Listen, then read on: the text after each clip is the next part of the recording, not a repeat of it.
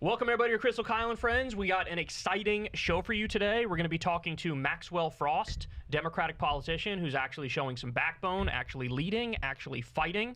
His name is becoming more and more prominent because he's somebody who's actually showing people how to fight back. Yeah. So very excited to talk to him. 28? 28 years old. Makes me, I'm 37. I'm almost a decade older than him. It's kind of wild to think about, you know? I'm more than that. Yeah. So anyway, excited to have that conversation. Everybody can sign up for Substack below if you want to see the full thing. Highly recommend doing that. You can sign up for free and get the audio version of the podcast a day later, or sign up for $5 a month and get the video as soon as it drops, emailed directly to you. But before we get to that, I had a hard time, like, sort of narrowing down the stuff to talk about today because there's so much to get into. But this is every day now. Every day, I get off air and I look at my phone and it's like, oh my God, I got 7 more things I got to talk about. Like, it's just one after the other after the other. I know. But this one is nice. So AOC in a committee hearing, and she's, again, just like Maxwell Frost, one of the few that's really taken the gloves off and is taking the fight to them and is staying current and on top of the news and fighting. Yes. So she goes after Elon Musk here, and she absolutely shreds him. Watch this. It has all of our support. For folks following at home, Democrats supported it. Republicans supported it. So why isn't this moving?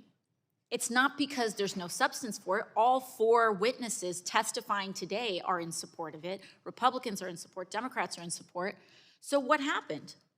Well, on December 17th at 4:15 in the morning, Elon Musk began firing off a barrage of social media posts opposing pharmacy benefit manager reform, PBM reform. And all of a sudden, this bill that had almost unanimous support fell apart in a matter of hours. And the vote was postponed on that day. After he tweets, it gets canceled. Elon Musk tweets, we have nearly 435 members of Congress all on board of it. He sends one tweet and all of a sudden, everyone backs off. And it kills drug pricing reform that saves people money on their insulin, on their asthma inhalers, on everything that they need. And then, to kick it off, 5 days after he kills pharmacy benefit manager reform, we get this tweet from Elon Musk. What is a pharmacy benefit manager? This was at 1:02 a.m. on December 31st of 2024, 5 days or so, a couple days after he kills the bill. So the problem here is not a substance issue. It's not a process issue. It's an oligarchy issue.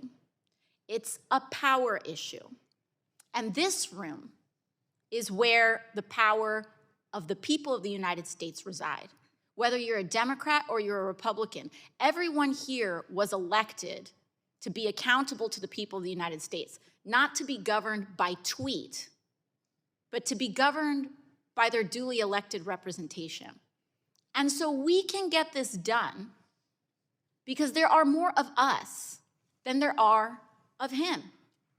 So I would love a commitment from our Republican counterparts who we agree with on this issue to just put it on the floor and let us vote for it where there is bipartisan agreement and we can actually get a result of for the American people by booting this guy out from political influence. And with that, I yield back. I mean, she killed him. Yeah. My only takeaway from that is, like, why aren't all of them saying this? I actually think she killed her Republican colleagues even harder than she killed Elon there, because she's just showing the power that he has. And it's humiliating for them that, like, you did all this stuff to get elected and represent your district, blah, blah, blah.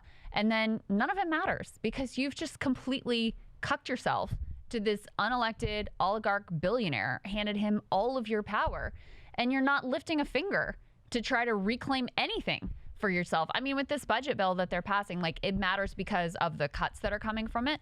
But it's also like, you're just gonna, if they decide to do something different in the executive branch, Trump and Elon, then you're just gonna go along with that. It's it should be humiliating and embarrassing for them. And so really, I see that as AOC putting her colleagues on blast for how much they're humiliating themselves and cucking themselves to power, even versus, for Elon, it's sort of like he gets to just run the show, and I'm sure he loves that feeling. So they were they were virtually all on board, according to AOC, with lowering drug prices by doing pharmacy benefit manager reform. Right. These are like the parasite mafia middlemen that jack up prices even more on your drugs, and they were ready to do something about that. And then he kills it, and clearly doesn't even know what the fuck it is that he killed, right? And humiliating doesn't even begin to describe it. You're talking about, and again, I want every Democrat to be on these talking points, because this is such a fucking layup between the Trump executive order raising drug prices and this action from Elon and the Republicans, which raised drug prices. This is what I'm talking about when I say this is an opportunity politically to say, look at what these fucking people are doing. Like, I don't even need to say anything, and that's why the polls are looking like they are right now, too, by the way, for a potential midterm. Yeah. But, like, I don't even need to say anything, and you can see how disgusting these people are, how grotesque they are, how sold out to big money interests they are. Like, what the fuck, man? What the fuck? This is crazy. Yeah. This was one of the things that was in the original bill that they had all negotiated and agreed on, and we're going to vote on the omnibus bill in December. And then Elon killed it. Elon kills it. And then the new bill doesn't have the pharmacy benefit manager reforms. Didn't have a lot of stuff. There were some other things that were consumer protections with regard to like hotel fees and other things that were genuinely beneficial. That was gone. And probably the reason why he wanted to mess with this bill in particular, there were some like restrictions on investment in China or technology sharing in China that he didn't want because of his business in China with regard to Tesla. And so I think that's the real reason why he wanted to mess around with this bill. And that part gets stripped out. And then he's like, okay, now you can vote for it. And then they all fall in line and do. I mean, it really is between his money, his power with Twitter, the position that Trump has handed him as, the ruler of the world, and Trump's cult of personality, they're not going to dissent an inch. I mean, Trump put up some of the craziest nominees for cabinet positions you've ever seen in your life, and they all got through. All of them. Like the Susan Collins of the world, Murkowski, whoever.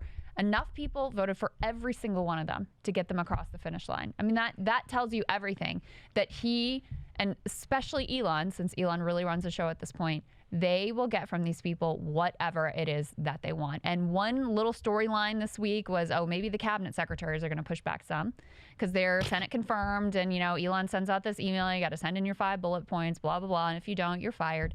There was a little bit of dissent there of, no, we're actually going to handle our own business within the agencies. That's dead and gone now too, because Trump summoned all the cabinet secretaries into that meeting, had them sit there, and then said, hey, does anyone have a problem with Elon? Because if you do, you can get out. That's it. Like they, on camera, I think this was very intentional, sort of like on camera humiliation of all these cabinet secretaries saying, no, you don't run these agencies. This guy does. And you're going to do whatever it is that he wants you to do. This is class war. And I think everybody needs to acknowledge that. And I think Democrats need to start saying it. Yeah, it's like class nuclear war. I mean, look, the budget framework they just passed, $880 billion cut to Medicaid, absolutely destroys Medicaid, $230 billion cut to the SNAP program, which is food stamps. When you talk about the killing of the PBM reform, so that'll give people higher drug prices, this is class war. And you have Elon Musk is on the side of the billionaires, the oligarchs, the robber barons, the multinational corporations, the price gougers, all of the biggest assholes who make the most money, who want to price gouge you even more. That is who Elon is representing. That is who Trump is representing.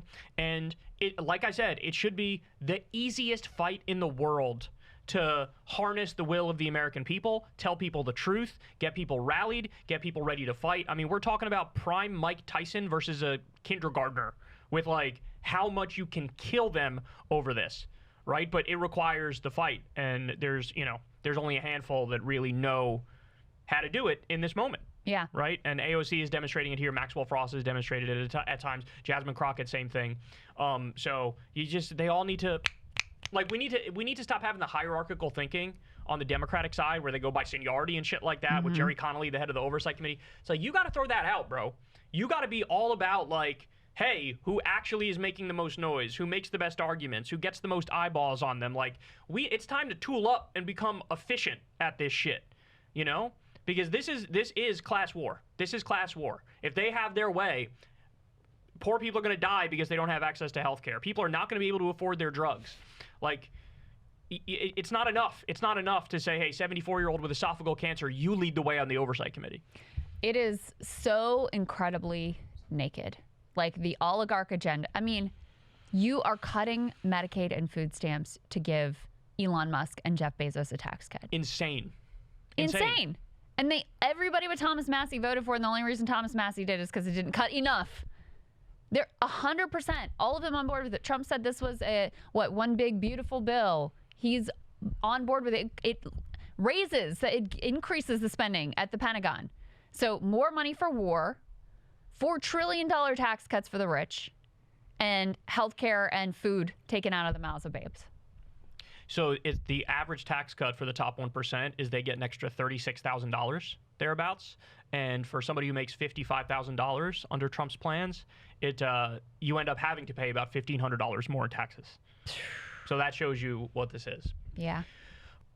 All right, guys, today we talked to Congressman Maxwell Frost, who's been leading the way in fighting back against Trump and MAGA and Elon Musk. He just got censored and nearly kicked out of a hearing the other day, so you're not going to want to miss him talking about that. You're not going to want to miss him talking about fighting back against the right. He's one of the few that's really leading the charge. So sign up below on Substack if you want to see the entire interview, which I highly recommend.